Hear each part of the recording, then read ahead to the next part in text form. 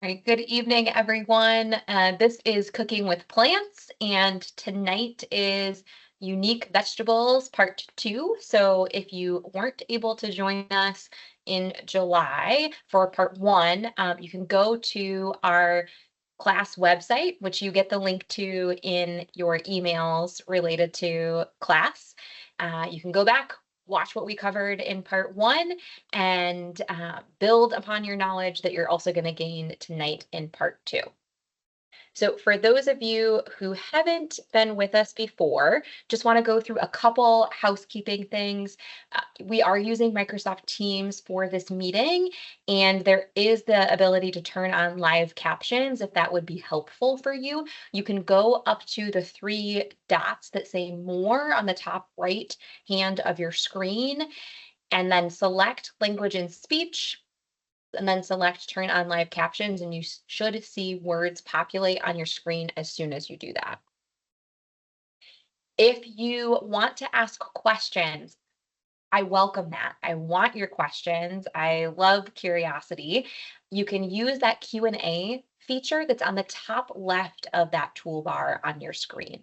It says it's 2 word bubbles, one that has a question mark in it and the letters Q&A underneath it. Just type your question in there and I'll try to pay attention to that during class. But if I miss it during class, I'll try to take some time at the end of class to answer it.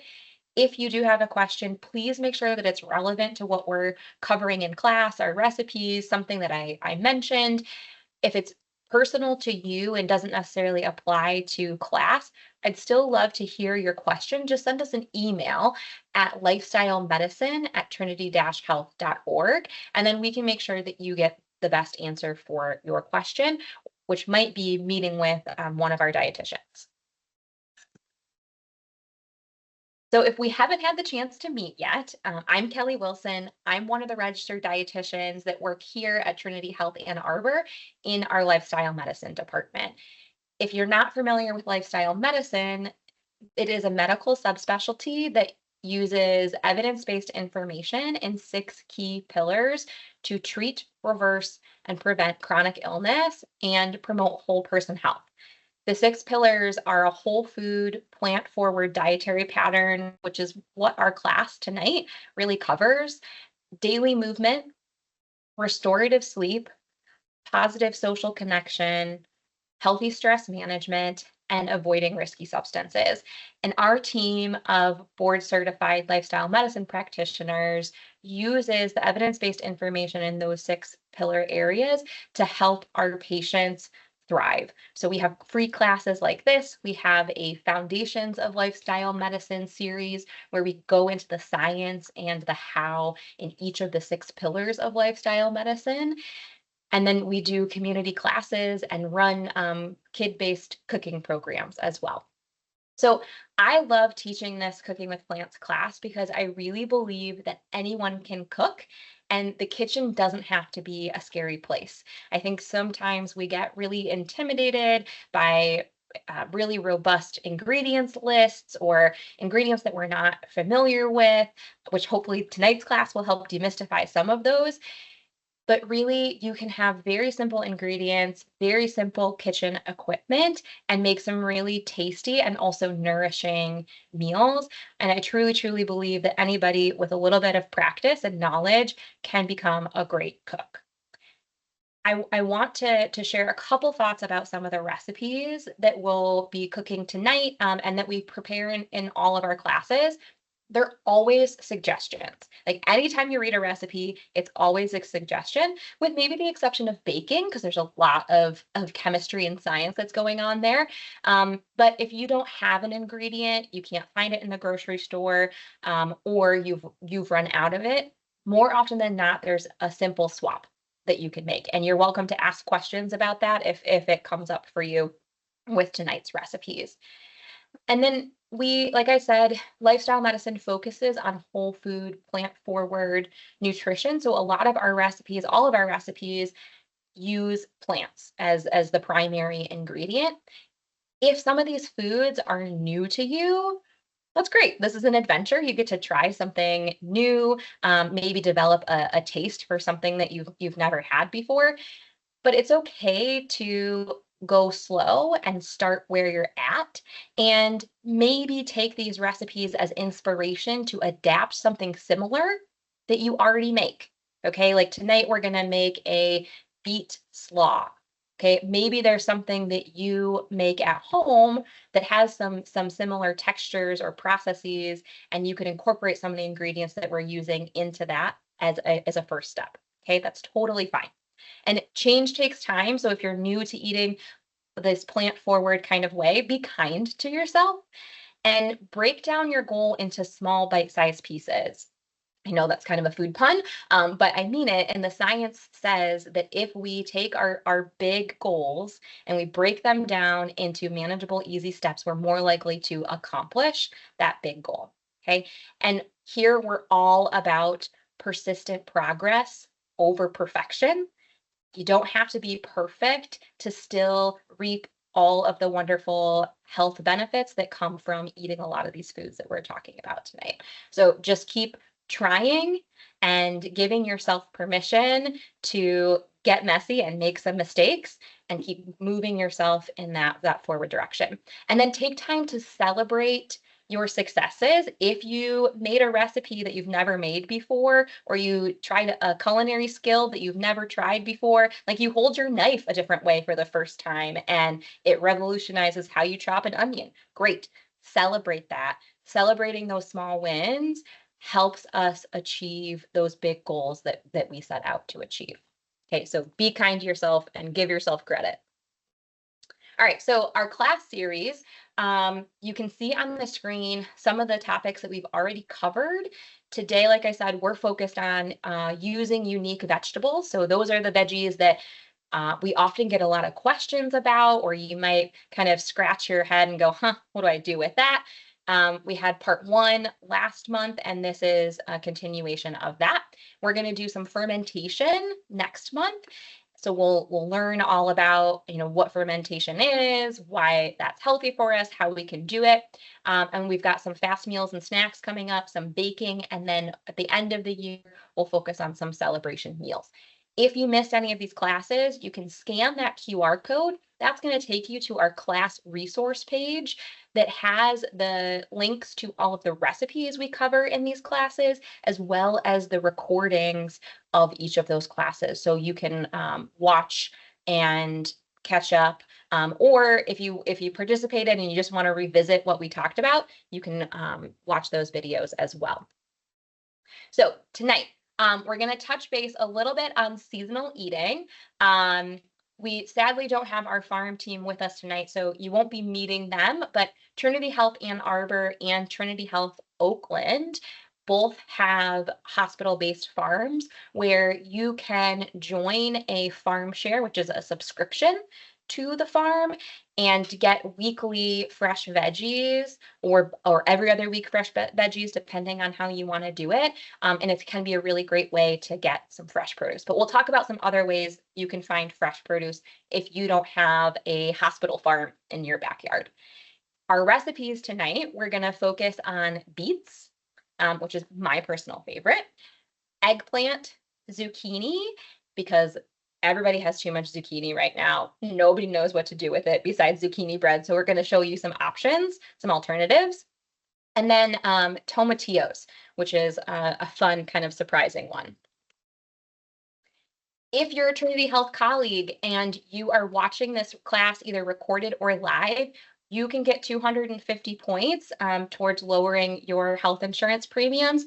All you need to do is pay attention and identify 1 or 2 things that you learned, and then send the class name and those 2 things you learned to the lifestyle medicine at trinity-health.org.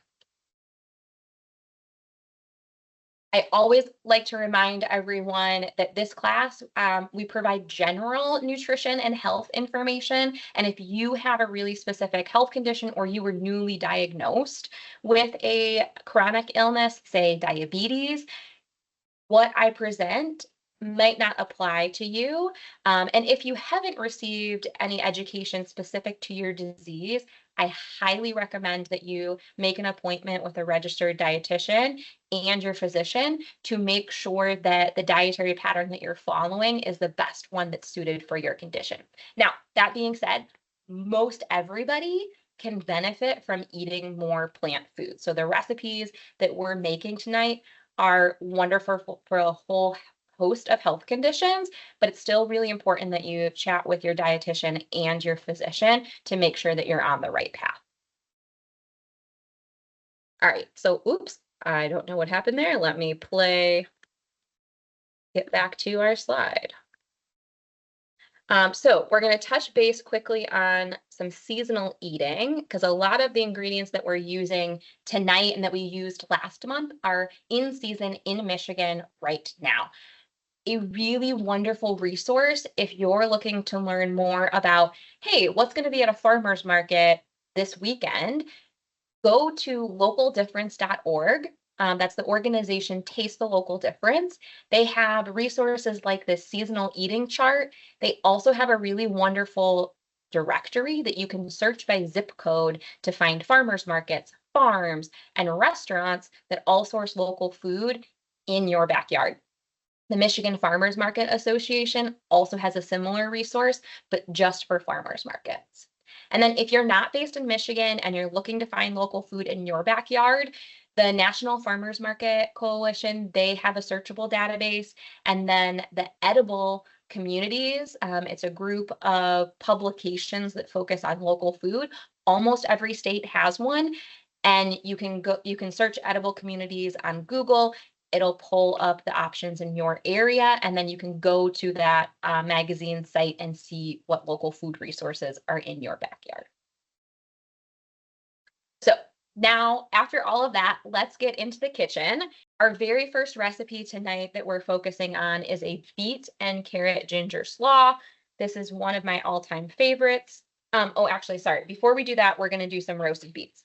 I want to talk about beets. So these are two examples of like a medium-sized beet. Typically, when you buy them in the grocery store, they're either packaged in bulk like this, which is just the root, or they have the dark, beautiful leafy greens on them.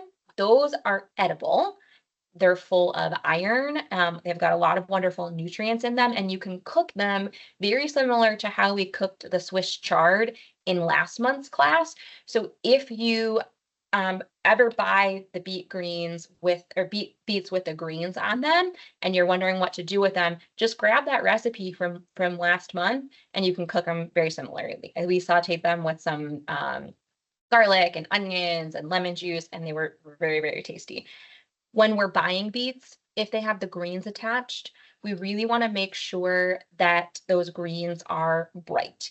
They're not wilty. They don't have a lot of holes in them. They're really fresh looking. And then we want to make sure the root is firm. So if we squeeze it, there's no give to it, or very, very little give to it. Okay. It's best to store the beets in our fridge with the greens separated from the root. Okay, these roots will store for a really long time if the greens are removed. So if you buy them with the greens, cut off the greens, use those greens right away. And if you aren't going to use the beet roots right away, stick them in a plastic bag, throw them in your crisper drawer, and they'll keep for months. Okay, to prep these for our beet slaw recipe, which is our second recipe of the day, we trimmed off the root. So this is the stem end where the leaves were. Okay, trimmed off this root hair end, and then peeled this with a vegetable peeler. Okay, and then we used a box grater here on the large setting, the large side, to grate it. Right. Now, for our roasted beets, which we've got here in this nice little foil packet, we left the beet intact. So you can see these look really similar. The main difference is that these are soft. So we cooked these, all we did was wash the beets, stick them in this foil packet. I folded it up, left a little bit of a gap so that some of the steam could release from that foil packet. And then we put it on a sheet tray and baked it at 400 degrees for about 50 minutes, okay? Or until the beets were able to be pierced through very easily with a fork or a knife. Okay.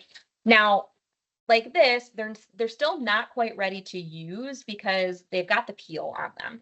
And the peel is really where a lot of the bitterness, or some people tell me that beets taste like dirt.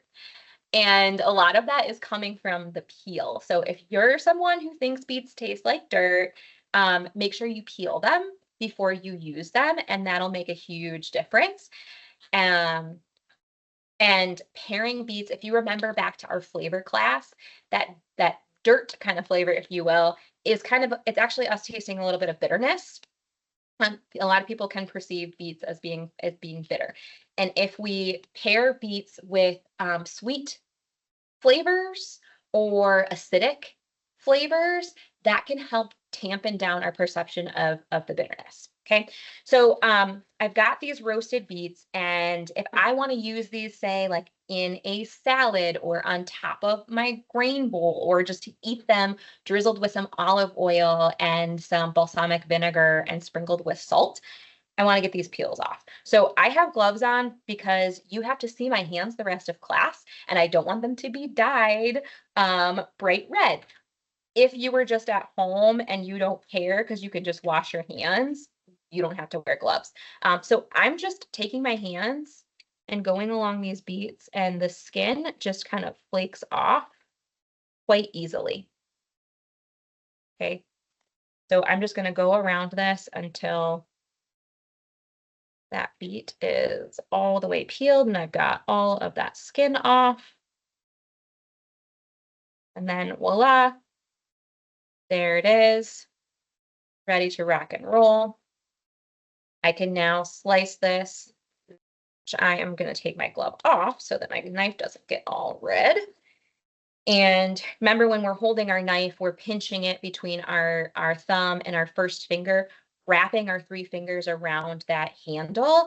That's going to give us a really sturdy, stable grip. We're actually getting a lot more leverage from our elbow that way, like our elbow to our wrist to the tip of the knife. It's kind of all one unit, and it's protecting our wrist from wear and tear. So you can slice this. I like slicing it into pieces like this for throwing onto sandwiches or throwing on top of a salad, or like I said, in a bowl drizzled with some olive oil, balsamic, and salt. Very, very nice. Okay, so those are our roasted beets. If you don't want to go through that whole process, you can also find vacuum sealed beets. So beets that were already cooked. There's a company called Love Beet. It's really the only brand I've seen. That I would imagine others exist, but they pre-cook the beets and vacuum seal them, sometimes with some seasoning. Those are also really great if, again, for the applications we talked about, throwing on a grain bowl, throwing in a salad, just eating as is. For our beet, excuse me, for our beet salad kind of recipe, like our next one, you'd really want to use a fresh raw beet. Okay. I'm going to pause for a second because it looks like there's a question in the Q&A. Is everybody hearing an echo? Seems Karen asked about an echo. If somebody else is hearing an echo, if you could put yes in the chat, and I can try to figure that out. But on our end, all of our everything is muted. So hopefully nobody is hearing an echo at the moment. Okay, so our second recipe, let's see. No echo. Okay, great. Thank you. All right, our second recipe is focused also on beets, and this is a beet and ginger slaw. So like I said, we took 2 raw beets, so the beets that were in this form, peeled, grated them on this large size of the box grater, okay, and that's what's in this half of the bowl. And then we took one large carrot and grated that same side of the box grater, and that's what's on this half of the bowl. Our other ingredients, we've got some ginger. We want about a tablespoon of fresh ginger.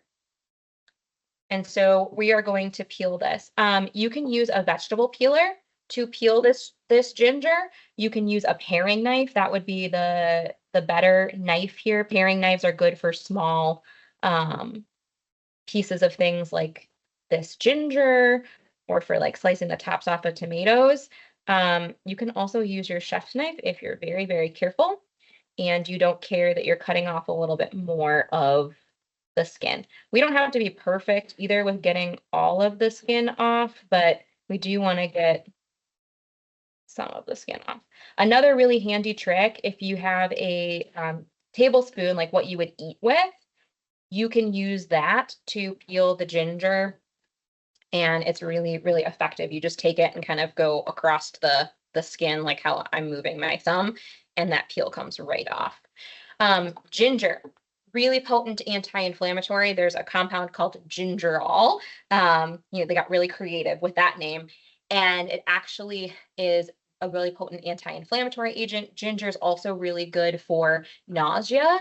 So if you ever have a queasy stomach, some ginger tea, chewing on a piece of ginger, sucking on a ginger candy can help relieve nausea. And it's safe for pregnancy. So a lot of folks who have morning sickness, that can be an helpful and effective tool. All right, so we're going to mince our ginger. Remember, mincing just means to get into small pieces. We do this with foods that are really flavorful so that they can incorporate throughout our whole dish. So to mince, I'm keeping the tip of my chef knife on the cutting board, and I'm going to make this rocking motion to get some nice thin slices. And notice that my non-knife holding hand is kind of making this claw to keep my fingers away from the blade of the knife and gently hold that ginger piece. All right, so I'm stacking up these slices, and I'm just going to kind of make thin, like matchstick pieces. And I've got my ginger in this nice pile. And now I'm just going to go back and forth over this pile. Okay, until it's the size pieces.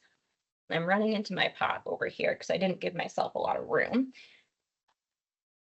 that I want. Again, don't have to be perfect here. Just think about the size pieces that you would want to bite into if you're eating a raw salad.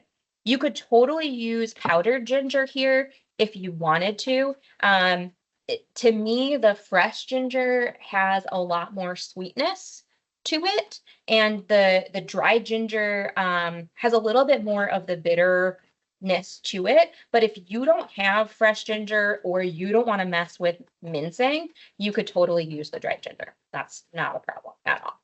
Okay, so this is looking pretty good to me. That feels nice and minced. So I'm going to scrape the back of my knife, not the blade, and then put that ginger into my bowl with my carrots and my beets. And then I'm going to work on my green onions. We have 2 green onions, are also called scallions, that we need to thinly slice to get into our bowl. I'm going to cut off the root hairs here. Okay, get those away. You can throw those in your compost bin. Okay, and then I am going to use the white parts and the greens. And again, chef knife on the cutting board, claw with my other hand, and I'm just making this nice rocking motion to thinly slice. Okay, I'm not sawing, I'm just gently rocking. Okay, and I'm using my non-knife hand to kind of gather those leaves together. There we go. Okay, so I stopped before the end because these pieces are a little like frayed and dried out. I don't need those. And now I'm going to add my green onions. And if you're peeking underneath my cutting board, you might notice that I've got a towel, some paper towel. This is a really great trick for keeping your cutting board from moving around on the counter.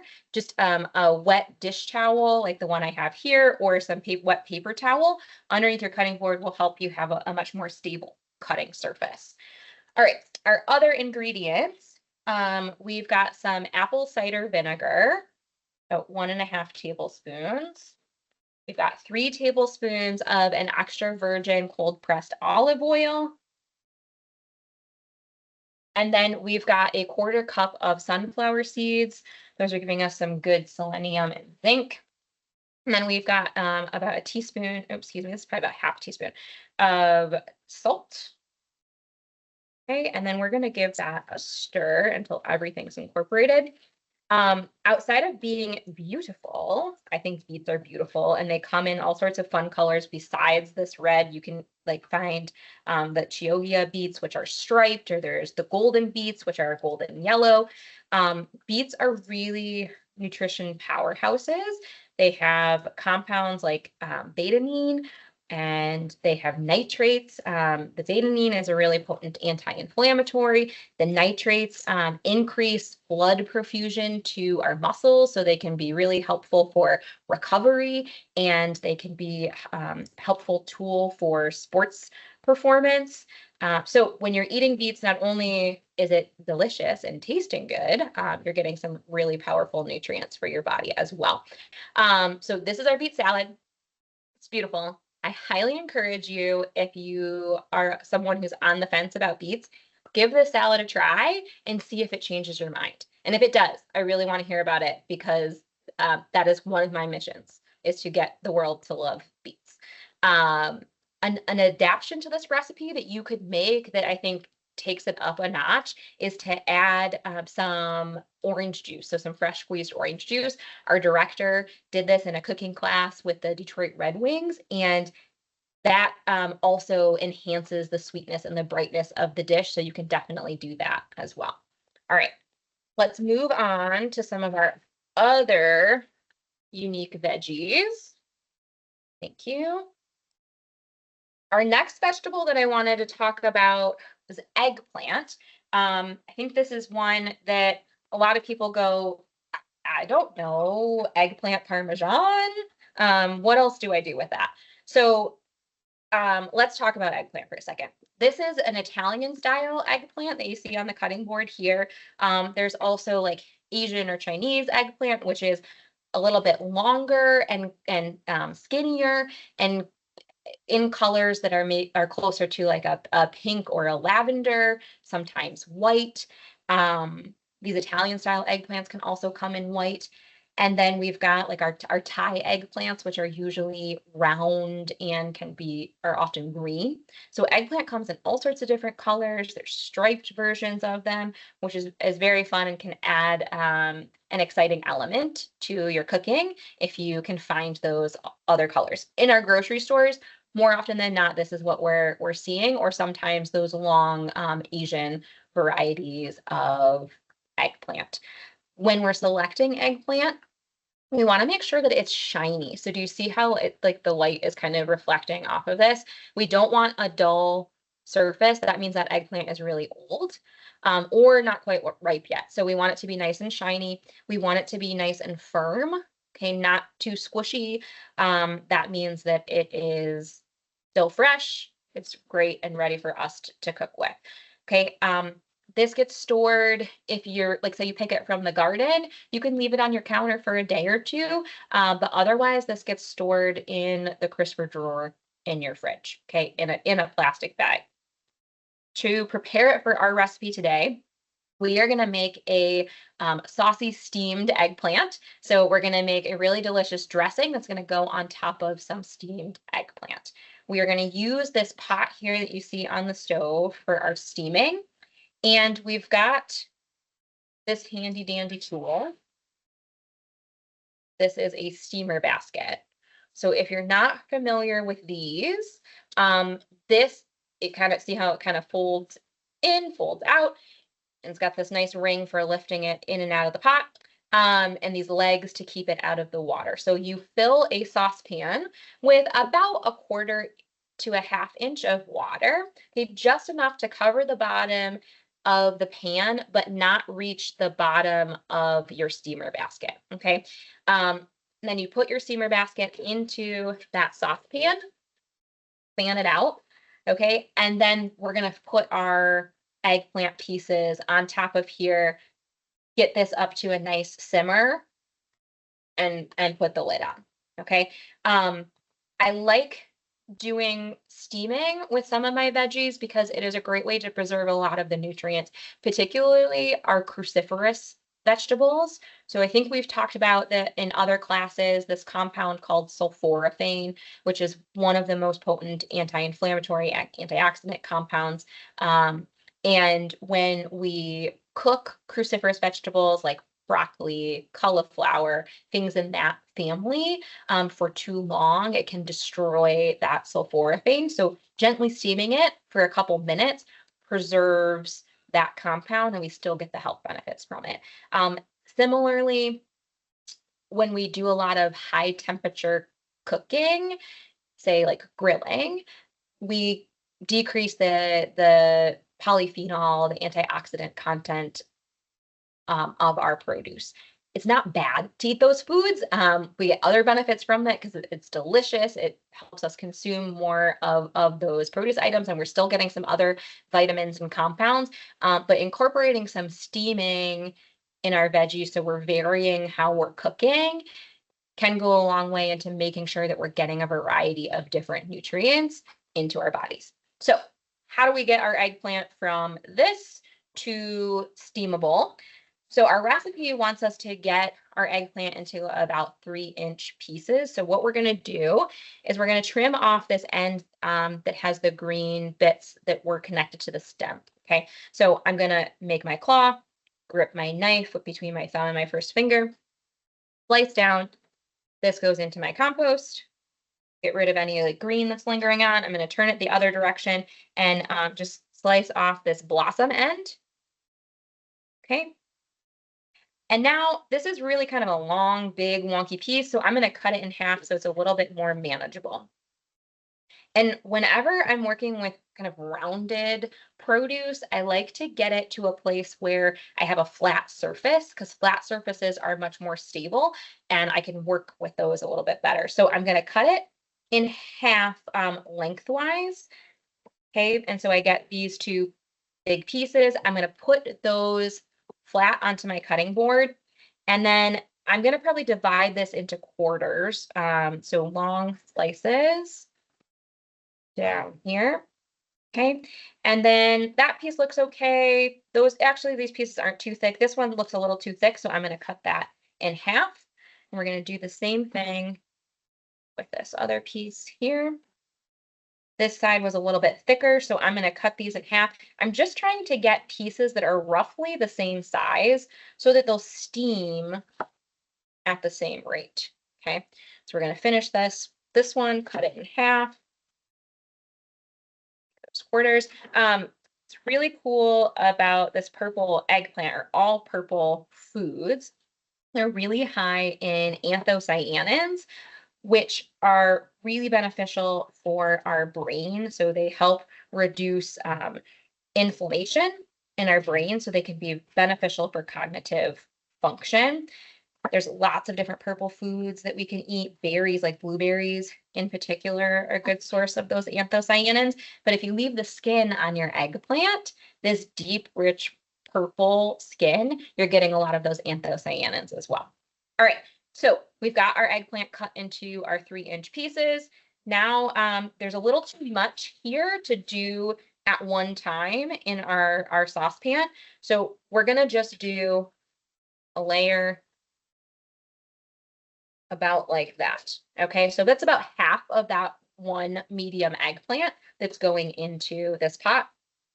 I'm going to cover that, bring that up to a simmer, and we're going to steam that for 6 to 8 minutes, okay, until our eggplant looks just like this, okay? So do you see the difference between these two pieces, okay? Here, let's get a piece that has some skin on it. So the skin is a little bit duller, Okay, it's not as bright and shiny purple. The flesh is a little bit more tan in color, and it's definitely a lot softer. So the texture is really different. So that's kind of what you're looking for. And it takes about 6 to 8 minutes to get to that point. Okay. So once you've got your eggplant steamed and it's soft and ready to go, you're going to add in your sauce ingredients. Okay. So we've got 2 teaspoons. So this is more like a tablespoon, which is 3 teaspoons, but I really like fresh ginger, so I was okay with that. If you like less, add less. If you like more, add more. Okay, so we've got 2 teaspoons of that minced ginger in here. I've got a tablespoon of coconut aminos. And remember, excuse me, that coconut aminos are that soy sauce alternative.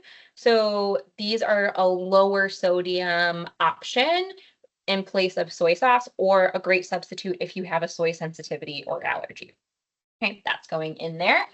And then we've got 2 teaspoons of sesame oil. Okay, that's a very quintessential kind of Asian flavor, and I think really brings this dish together. We have got a teaspoon of rice wine vinegar. It's also called mirin, and you can buy unseasoned and seasoned mirin. The seasoned mirin just means that it has sugar in it. Okay, so I usually like to go for the unseasoned when I can find it, so then I can control the amount of sweetness in my dish with other ingredients. Okay, we've got a half teaspoon of dried garlic. And if you wanted to use fresh garlic, you're looking for about 1 to 2 cloves. Okay. And then we've got half or 1 teaspoon of red pepper flakes, depending on your spiciness tolerance. Some sesame seeds for garnish. Sesame seeds are a great source of plant-based calcium. Okay, so using sesame seeds or tahini can help add calcium to your diet. And then I've got 3 green onions that I thinly sliced, just like we did for our other recipe. I am going to probably use half of these just because I think they were pretty big green onions. We're going to give this a stir just to toss the eggplant in that sauce. Okay. I've got to tell you, if you are on the fence again about eggplant, this recipe I think is a game changer for a lot of people. And you can leave out the red pepper flakes if you're not like a spicy fan, and it'll still be really delicious. But the flavors in this are really bright. You're getting some good umami, so that savoriness from the coconut aminos. I think just the flavors balance really nicely in this dish. And this is beautiful served over some steaming warm rice with some fresh steamed edamame, as well as a great protein option that can make a really nice Asian meal. So let's plate this up so you can see what it looks like not in a bowl, and gives you a little better visual for. So there you go. There's our beautiful, yummy, saucy eggplant. All right. We are going to transition to our next recipe. 1 second while we clear all of our pots out of the way. All right, it is zucchini season, right? And I know I only planted 1 zucchini in my garden this year, and I still have way more zucchini than I know what to do with. So one great option is to make a fritter. So kind of like a latke, if you're familiar with like potato pancakes, we can do something really similar with zucchini. Okay, so we're going to show you one version of that. There's lots of different recipes out there. This one comes from Forks Over Knives from that website. Great website, lots of different plant forward recipes if you're looking for a resource. The recipe calls for grating having 3 cups of grated zucchini. So this is a zucchini, if you're not familiar. And this is about the size where zucchini are their most tender and they're best to use. But if you're like me and you have one in your garden, it is very rare to ever get one at this size because I feel like I swear they grow right before your eyes. But about from the tip of your finger to about a couple inches below your wrist is about kind of what you're going for in size.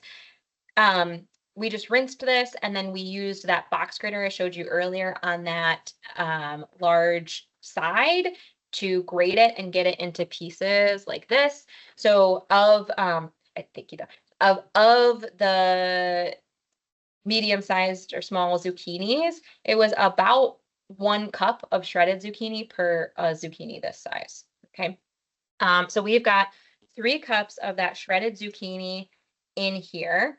And what I like about this recipe is that a lot of recipes with zucchini, you have to salt the zucchini because zucchini is has a lot of water in it. And a lot of recipes will tell you to salt and drain and squeeze out that water. This recipe just incorporates it right in, so it's much simpler. To our bowl of our 3 cups of grated zucchini, we are going to add in 3/4 of a cup of chickpea flour. So this is just ground up chickpeas. Okay. This is what is at Meyer. So there are other brands that are out there. There might be different brands in your neck of the woods, but it's literally just ground up chickpeas. It doesn't have to be organic. That's just this one happens to be. If you can't find it, you could also use like an oat flour. The nice thing about the chickpeas is that it right now what it's doing in this is acting as a binder. Oat flour would probably be pretty similar, but I wouldn't substitute just any particular flour because we want to make sure that flour has good like binding capacity, and this garbanzo bean or chickpea flour is a really good binder.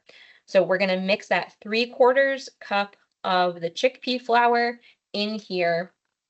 Okay, we've got the greens of 2 scallions, just the green parts. Those are going in here as well.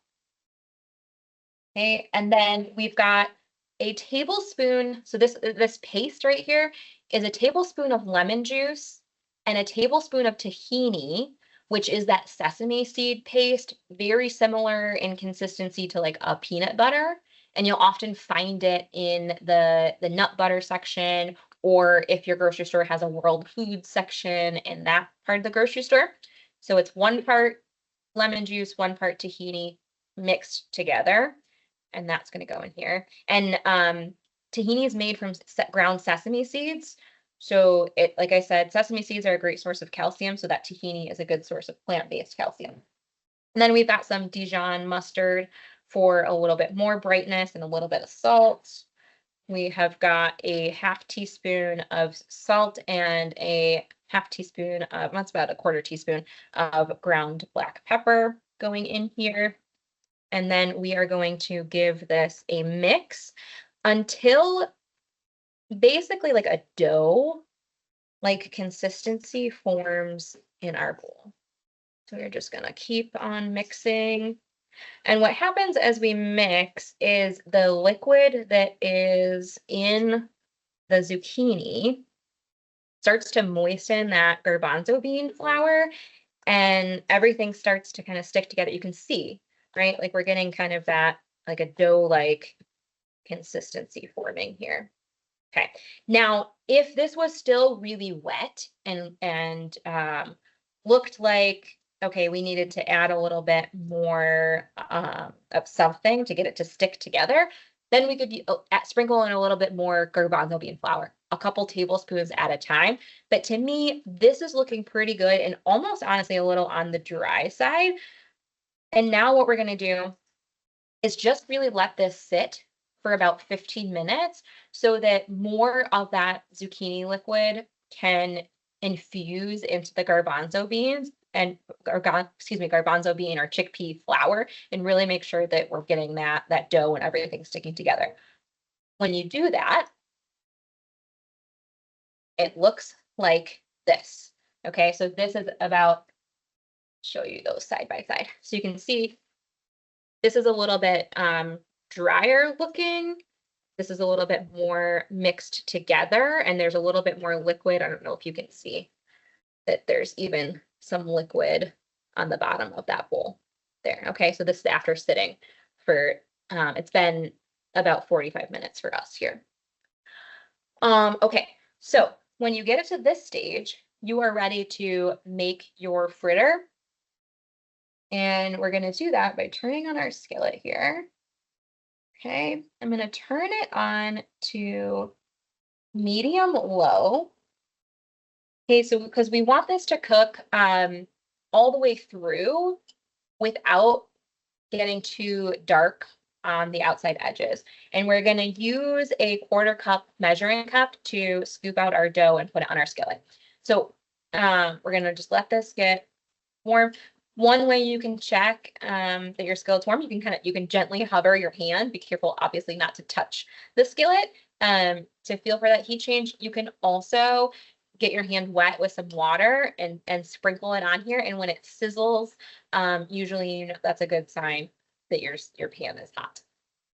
Okay, I'm gonna give this a second. While we're doing that, while we're waiting for this, zucchini is really chock full of vitamin A. Like a cup of shredded zucchini is 40% of your daily intake of vitamin A. And vitamin A is really important for our immune system, wound healing, also really helpful for our eyesight. So zucchini, great to help with that.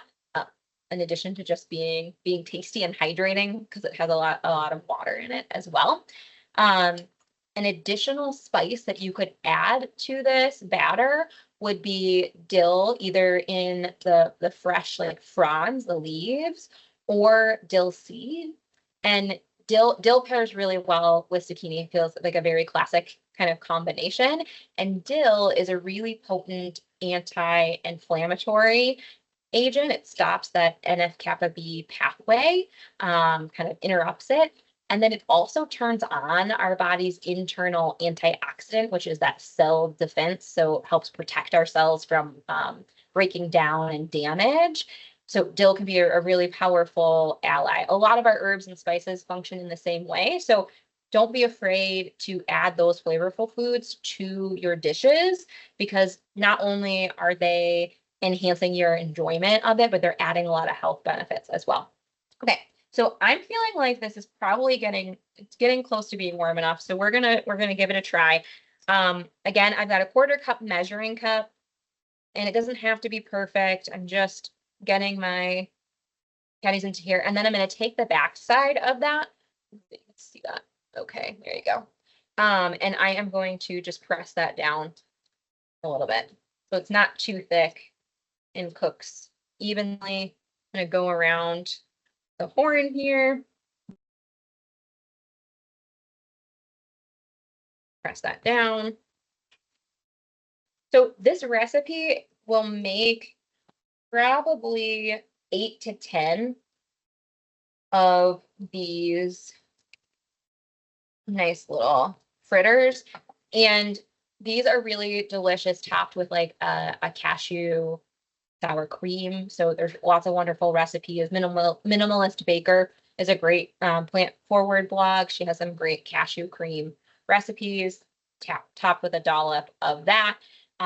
Any sort of like salsas that you enjoy could be a great addition as well, especially with this version where we don't have dill in it. We're gonna check these. Let's see. You want to cook? Okay, they're not quite there. I need to turn up my heat a little bit. So you want to cook these for about 3 to 4 minutes per side. And you want them to be nice and golden brown and kind of crispy, but not getting kind of like this is actually, I'll show you what the finished product looks like. This is a little bit too dark. I had my skillet on a little too high, so just a touch down from this. So 3 to 4 minutes on each side. You flip until the insides are fully cooked. So let's see here. We're gonna, for the sake of time, I am going to move on to our next recipe, I didn't have my skillet turned on fast enough.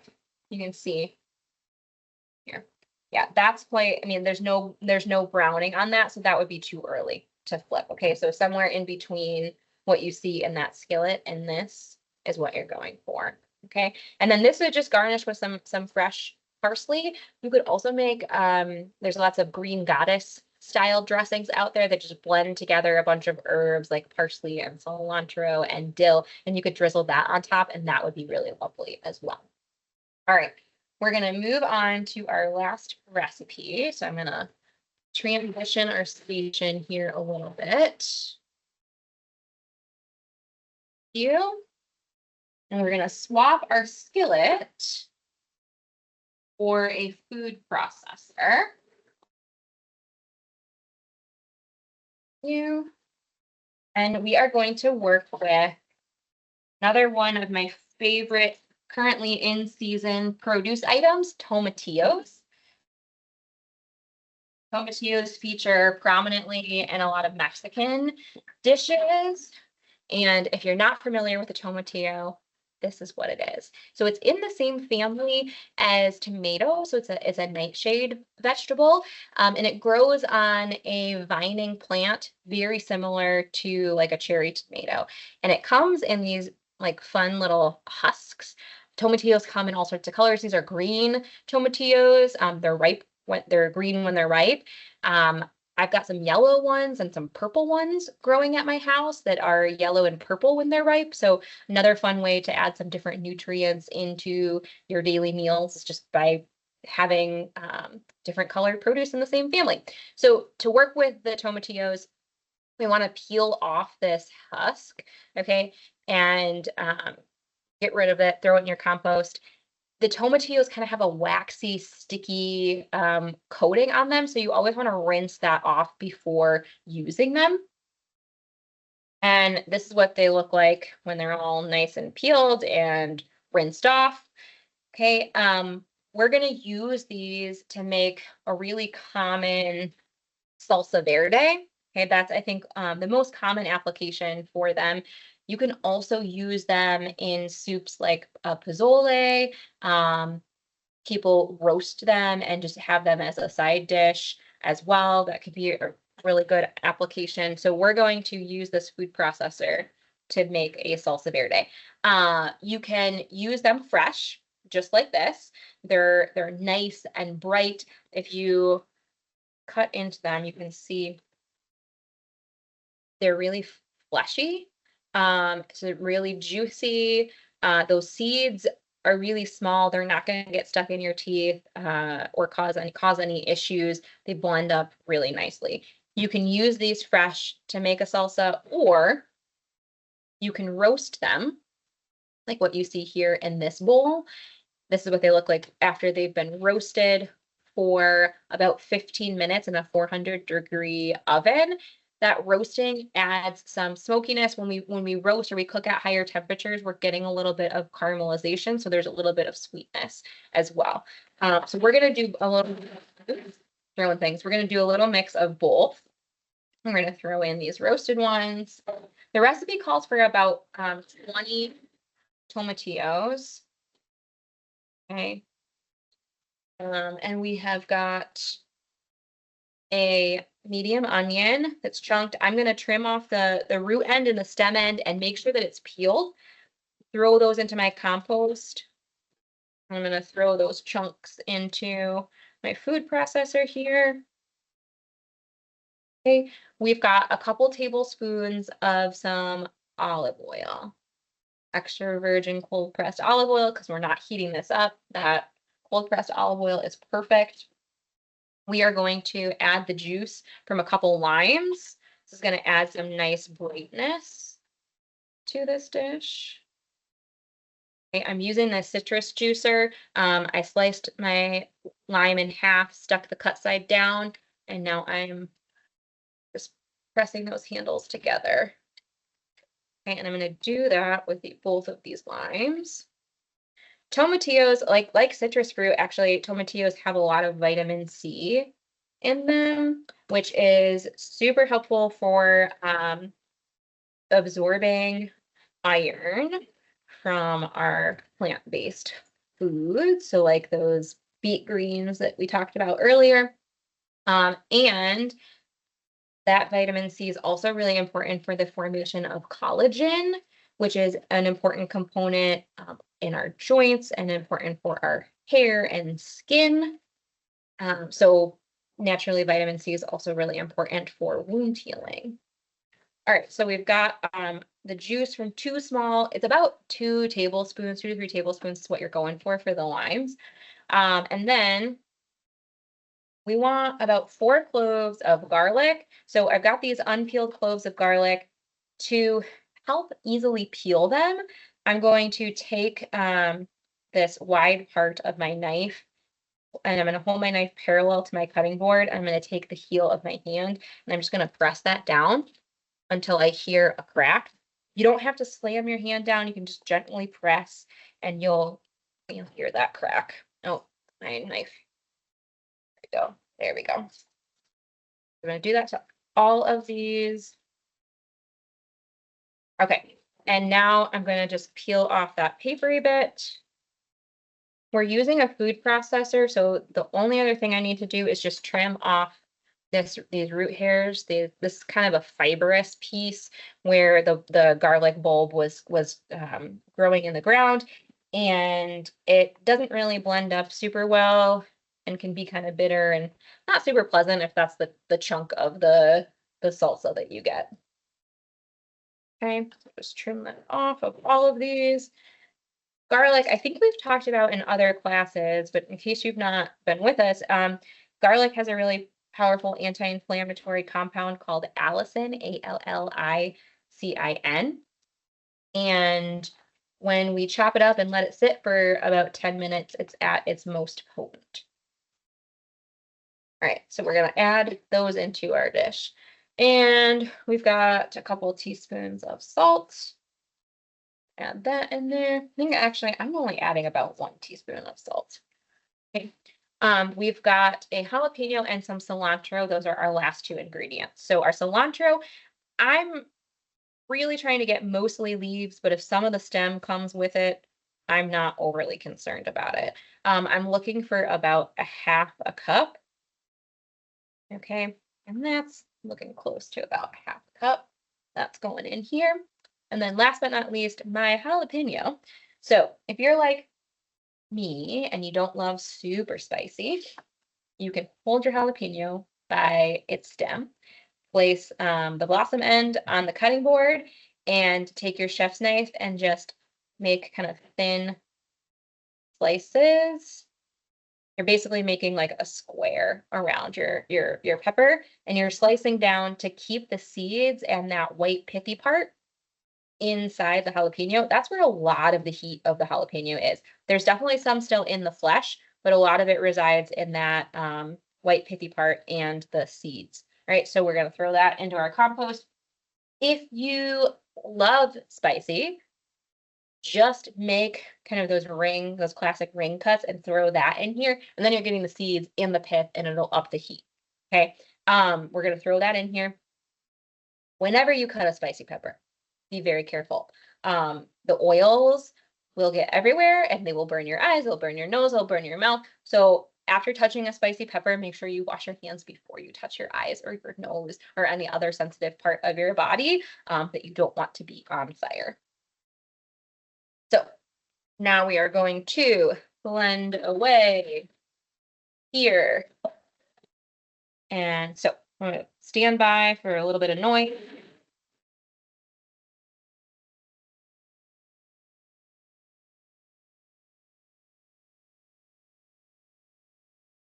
Okay, that looks pretty good to me. I don't necessarily want my salsa. I like my salsa to be a little bit chunky. So this is the consistency that I'm going for. If you want it to be smoother, great. Just keep blending it a little bit more. But that is our salsa verde, and this is ready to top your favorite recipes. I've been enjoying it this time of year. We make a lot of grain bowls in our house, and often we just use whatever veggies we've got, whatever beans we've got lying around, or some tempeh and some rice. And then I'm always looking for a sauce to bring it all together. And this salsa verde comes together really quickly if you have, especially if you've got a lot of tomatillos lying around. And it can really add a lot of brightness and fun and like really a lot of like summery kind of classic flavors to that meal. So those are all of our recipes.